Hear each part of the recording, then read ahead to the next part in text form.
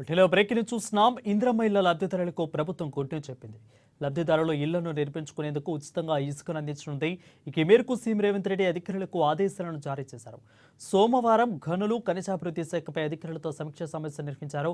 ఇక ఈ సందర్భంగా పలు కీలక సూచనలు చేసినట్లుగా తెలుస్తా ఉంది. ఇందిరమ్మ ఇండ్లకు ఉచిత ఇసుకను అందించేలా చర్యలు తీసుకోవాలని సీఎం ఆదేశించారు. ఇక సామాన్య వినియోగదారులకు తక్కువ ధరకు ఇసుక లభించేలా చర్యలు తీసుకోవాలని సూచించారు. పెండింగ్ బిల్లులను వెంటనే చెల్లించాలని, బ్లాక్ మార్కెట్ను అరికట్టి పేదలకు ఇసుక అందుబాటులో ఉండేలా చర్యలు తీసుకోవాలని అన్నారు. ఇసుక మాఫియాపై ఉక్కుపాదం మోపాలని, అధికారులు ఇసుక రీచ్ల వద్ద వెంటనే తనిఖీలు చేపట్టాలని ఆదేశాలను జారీ చేశారు.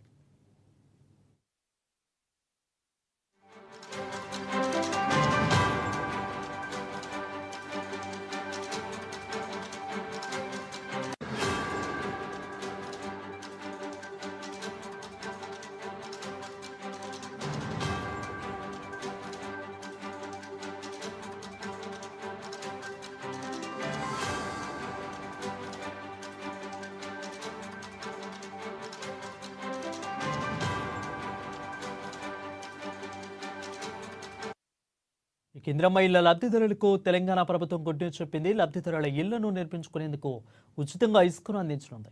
ఈ మేరకు సీఎం రేవంత్ రెడ్డి ఆదేశాలను అధికారులకు జారీ చేశారు. ఇక సోమవారం గనుల ఖనిజాభివృద్ధి శాఖపై అధికారులతో సీఎం సమీక్ష సమావేశం నిర్వహించారు.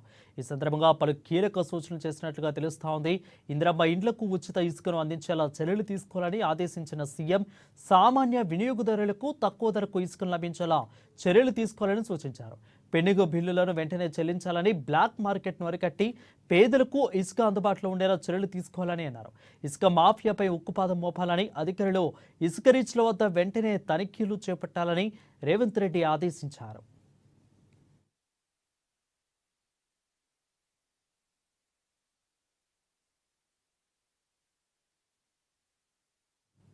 ఇంట్లో ఎవరూ లేని సమయంలో చూసి